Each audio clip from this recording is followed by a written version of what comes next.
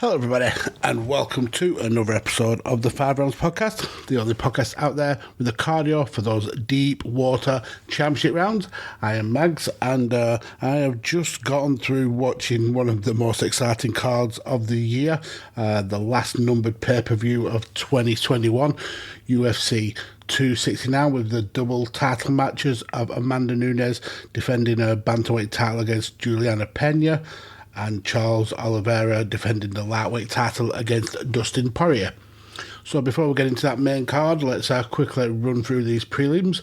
And we opened the night with Gillian Robertson picking up the last second in the first round submission against Priscilla Cachoeira.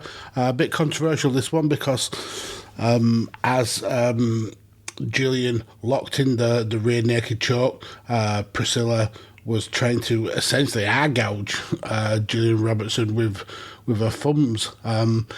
Pretty brutal start to the card, but it did get better, believe me.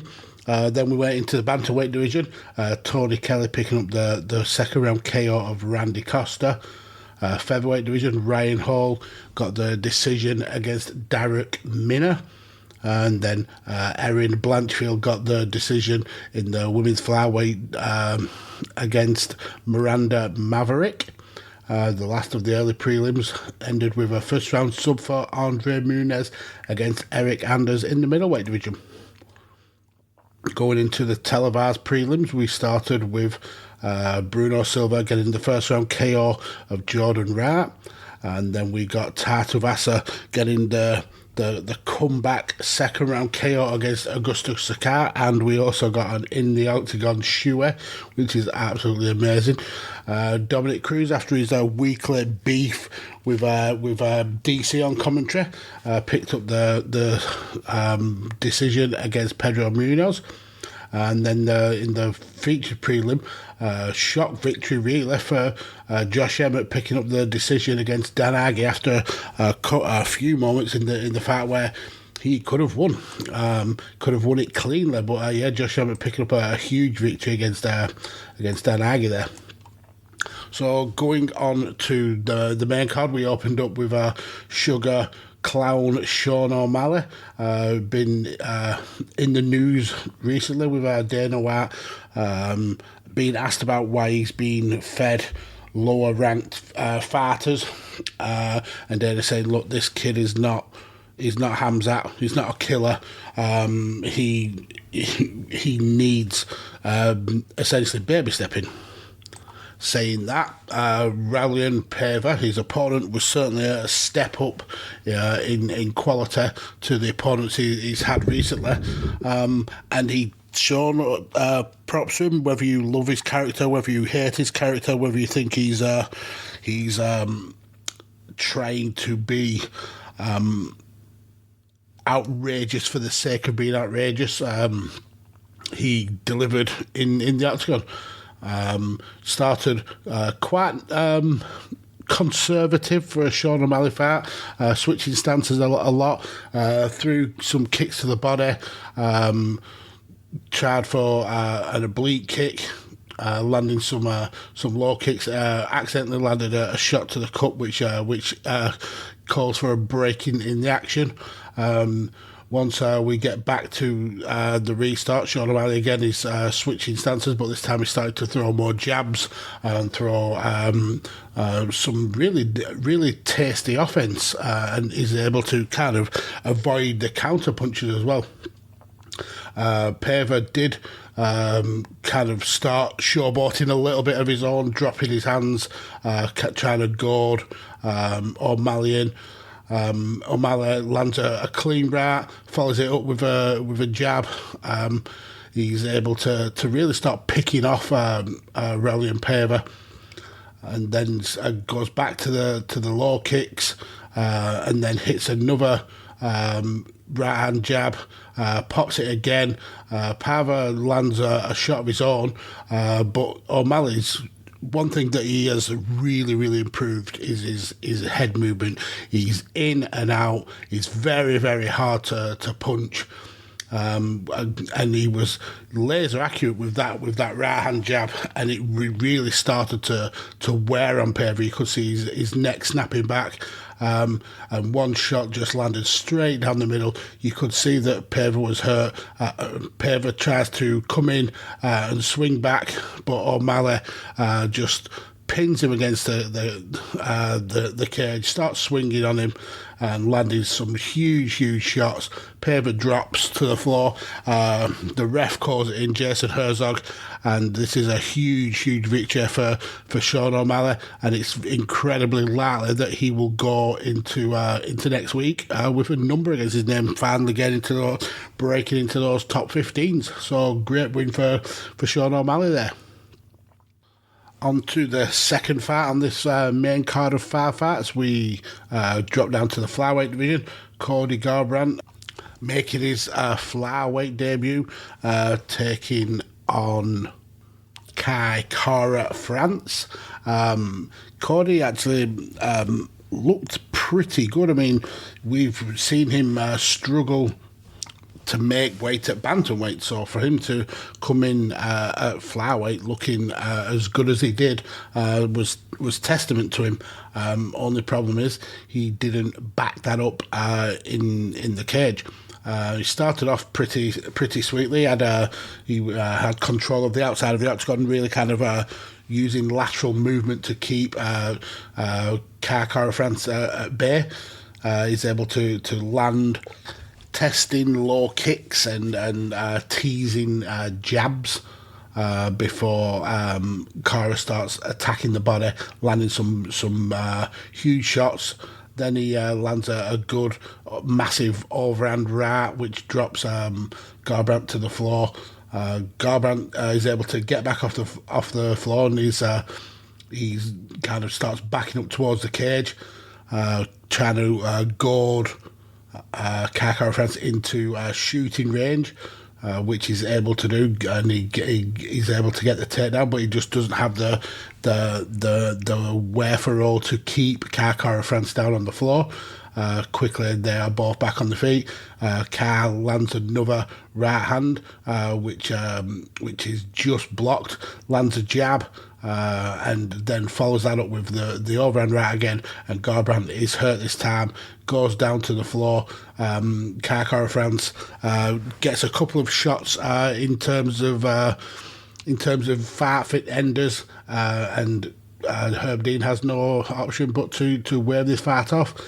Cody Garbrandt in his flyweight debut gets absolutely starched by Kara France, and that's a big victory for the New Zealander.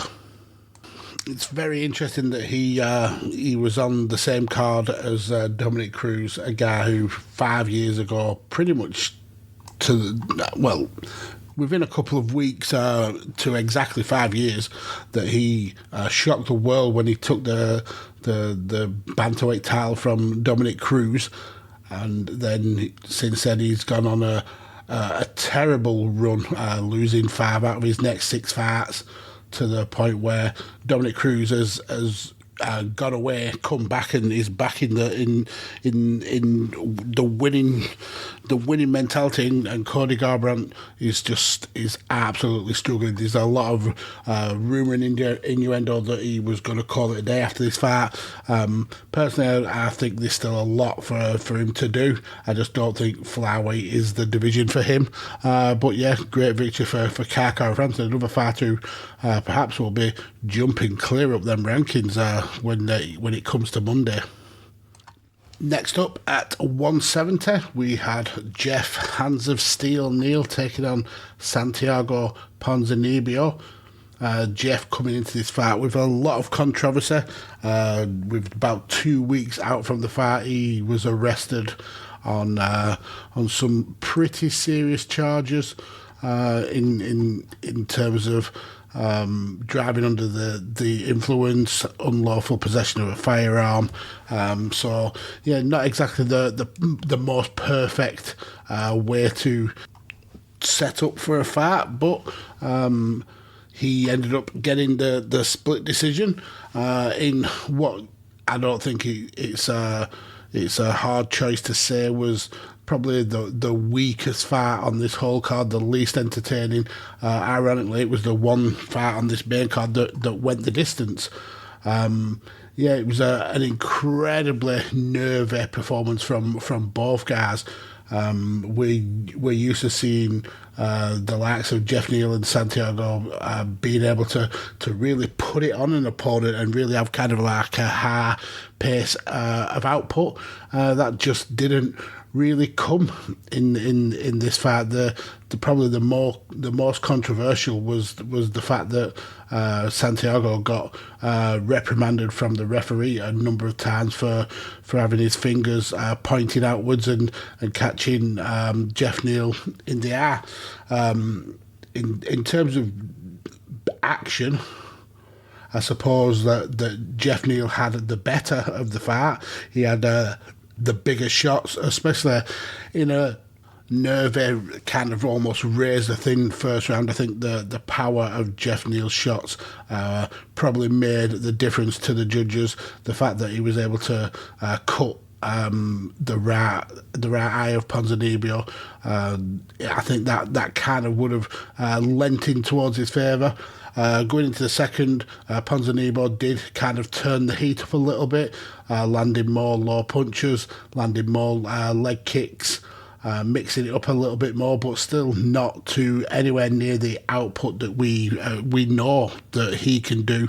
He was able to score more shots in this second round than he did in the first, but for me, Neal really kind of took his foot off the gas, and his cornerman really laid into him in the corner, saying the last thing you want is seeing this fight and saying you didn't leave it all in the octagon, and that kind of did fire up Jeff Neal. So he came out and he was pressing a lot more, landed a few more punches than Santiago did, threw in more head kicks. Ironically, this was the round that Jeff Neal took the most visual damage, when he had a lot of swelling around his eye, but from less shots thrown from Ponzinibio. So that's an interesting kind of like take away from this fight, I suppose. But Jeff Neal certainly was the more busy of the two fighters in this third round, landing some really decent combinations. He had a kind of 3-punch combination that landed all 3 shots, ending with a left hand that landed straight down the middle. The end of the round came when Ponzinibio landed a low kick just as the klaxon went, and Jeff Neal was given the split decision. One judge gave Santiago the fight 28-29. One gave it 28-29 to Jeff Neal, and one gave all 3 rounds to Jeff Neal, which is I can understand, because the first round was certainly razor thin.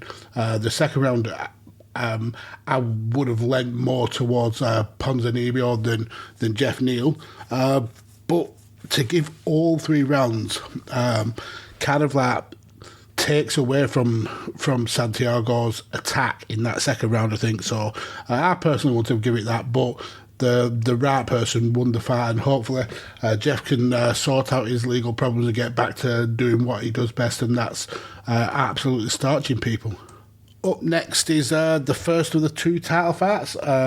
Amanda Nunes defended her bantamweight title against the Venezuelan vixen Julianna Pena, and this is going to be one of those fights where in years to come people will ask, where were you when you saw this fight? Like when people say, where were you when Matt Serra beat GSP? Where were you when Holly Holm starched Ronda Rousey?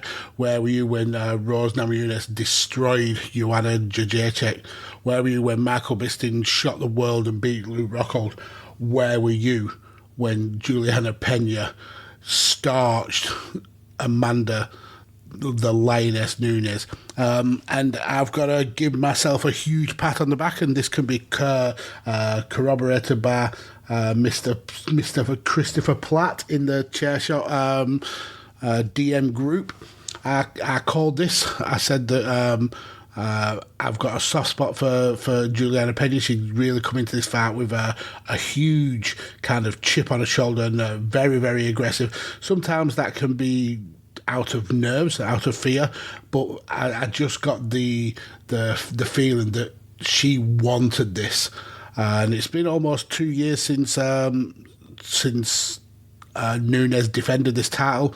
Been focusing more on the featherweight title, and it's kind of this division has gone by the wayside for her.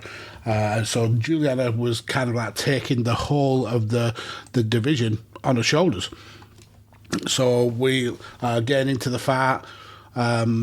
Pena did well to start defending at the beginning, and it looked like she was going to struggle in this fight because every time she threw a shot, she looked like she had to overreach to get to Nunes, which left her open for attack.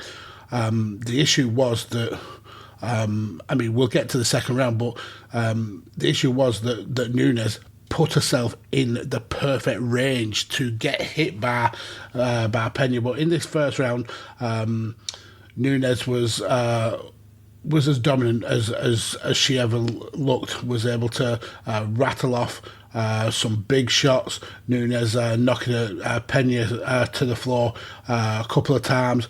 Nunes was very kind of apprehensive in getting onto a ground game with Julianna Pena, which absolutely makes sense because she can be absolutely brutal on the floor, and those up kicks that she throws are pretty lethal. So Nunes knew that she had 5 rounds to go. Normally has some of the best cardio in not just in women's MMA, in MMA in general. Eventually we see Nunes take the back of Pena up against the cage, unable to sink in the choke though. She decides to give it up, to slip out to the front, control the head, and she's really looks like she's having a lot of fun there. Goes for a one-arm choke, unable to get enough pressure. Pena tries to isolate the arm, but Nunes stays heavy, ends the first round on the floor, and it looked like it was going to be a long, hard day for Julianna Pena in this fight. Going into the second round, and you could see where Pena started with the same kind of way she started the first round, faking the shots, looking to tease Nunes to making a mistake, which she does. She misses a huge right hand, but she's able to make contact with the left, and then the two ladies just started punching the living piss out of each other's face to the point where both women were absolutely rocked. But like I said earlier in the analysis, that Nunes just stayed in the exact same position that was working for Pena, the range that Pena needed it to be in. So every jab that Pena was throwing was hitting perfectly on Nunes' chin. Nunes was landing some of her own shots and really wobbling Pena to the point where Pena's eye was really starting to swell. But Pena showed absolutely no fear. Started making sure she was in the pocket, dirty boxing with Nunes, and taking on that fighter's mentality of knowing you're going to have to eat some shots to be able to land some shots of your own. And that's the mindset that won her this fight. She was able to hit the right hand time and time again, to the point where she was able to get the clinch from the right hand. got Nunes up against the cage, and you could see Nunes absolutely gasping for breath. Pena throws Nunes over her shoulder, takes her to the floor, gets to the back. She gets one arm underneath the neck, doesn't even lock in the rear naked, so it's a one-arm rear naked choke, and Nunes quickly taps, and the world is shook, the world is shocked, and we have hashtag and new women's bantamweight champion, Julianna Pena. A huge victory for her. Only Amanda Nunes' second loss in the UFC.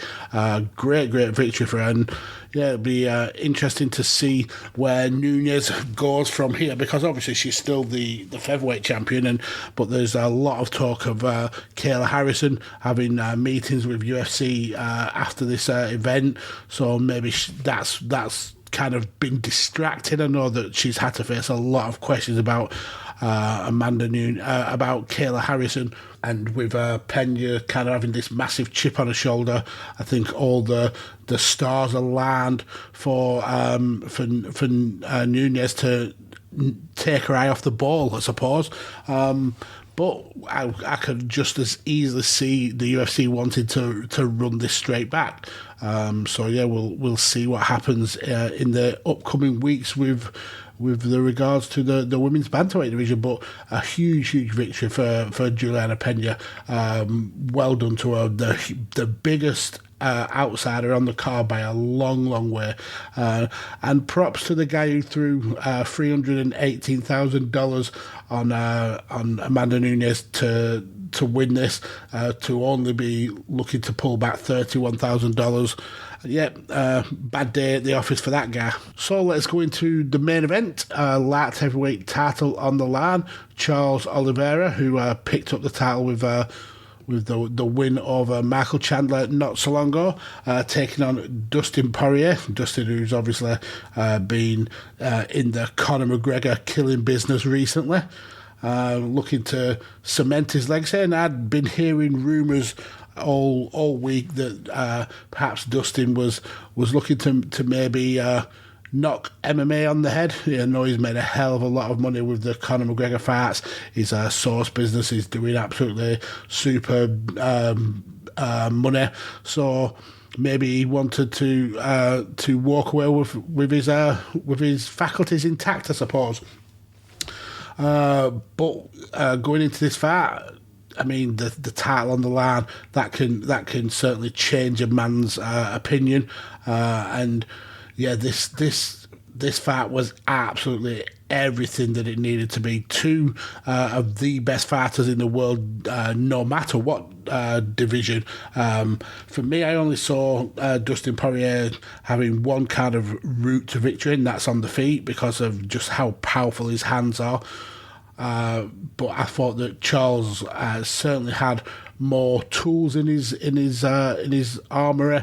His ground game is second to none, and we've seen recently that his stand-up game is up there among the very best. So for me, this was this kind of leaned in towards Charles Oliveira returning, but you can never count out Dustin Poirier.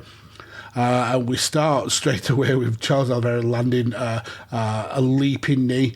A lot of pressure from Oliveira in terms of elbows and knees, and a lot of attack from Poirier with the right hands. Quickly, Poirier is able to drop Oliveira, but he gets back up very quick, and they start getting in close to trade. And again, Oliveira's landing knees and landing elbows, whereas Dustin sticks to the fists. Oliveira gets the fight up against the cage, and is able to eventually get Dustin down to the floor with a trip. Doesn't stay on the ground for too long though, and then Poirier lands a huge left which wobbles Oliveira. Oliveira falls to a knee, but he's able to get back up, and the commentary were all over saying how much Oliveira's shots, how much Dustin's shots were hurting Oliveira, and they didn't really focus a lot on how Oliveira's shots were hurting Dustin, and you could see when both guys were landing how each of them were really, really wobbling. A tight first round, you could say in terms of action, but I think Poirier took it for having those couple of knockdowns. Both guys really showing that they had huge chins though. Second round, and we start to get a lot of the same. Short elbows from Poirier, from Oliveira, long rangey jabs from Poirier. Oliveira tries to take the fight down to the floor. Poirier is able to prevent that. We see Oliveira trying to get to the back. Poirier is able to fend that off.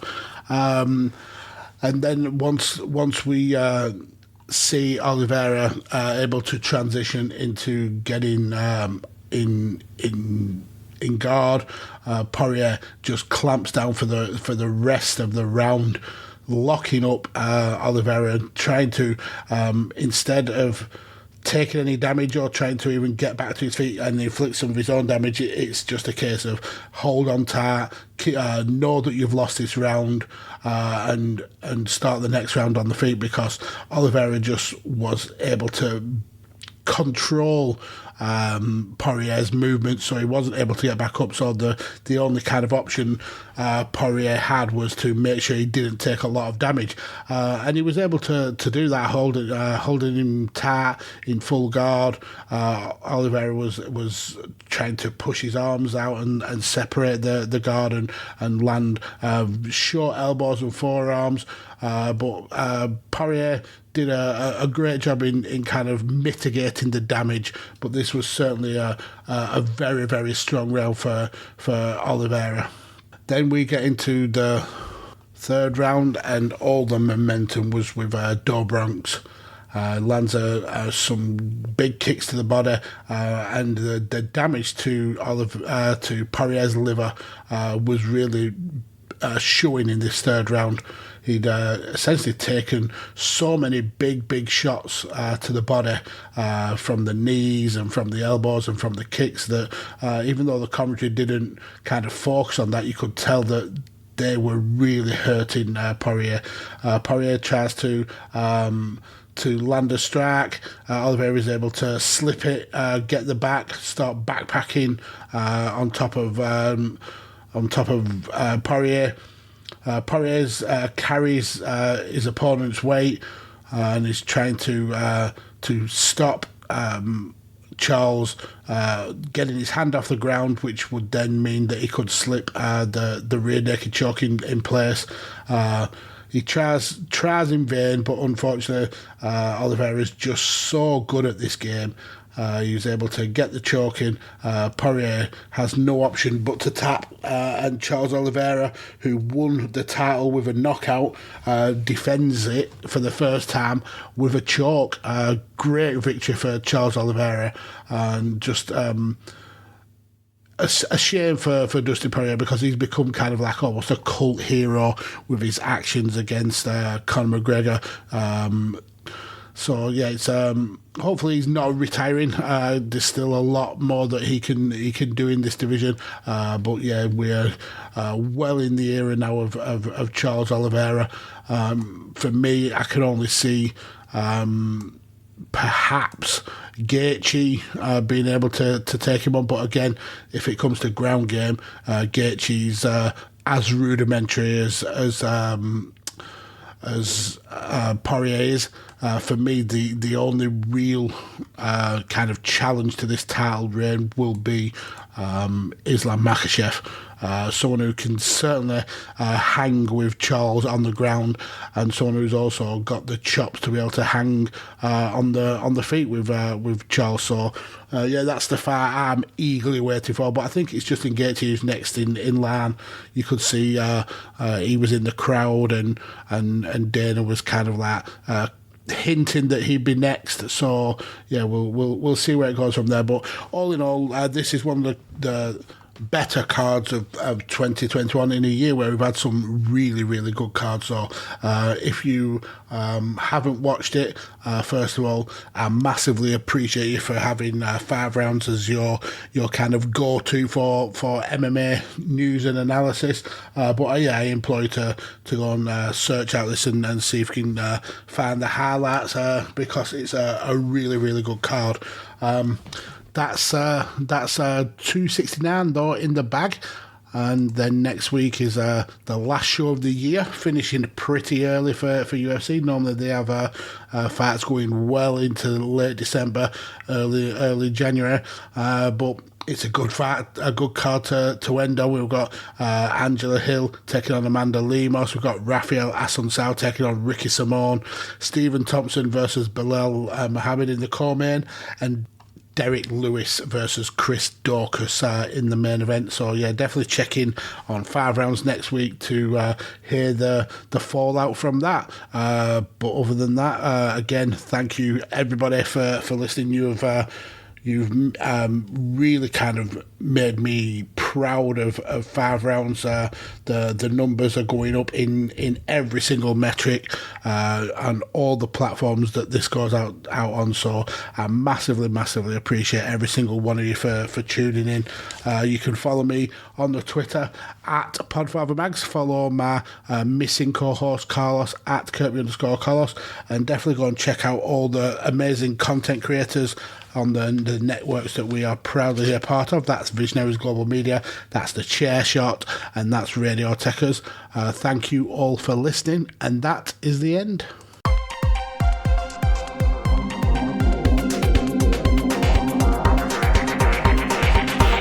Spinning back kick, he's hurt. He hurt him big time. He's trying to finish.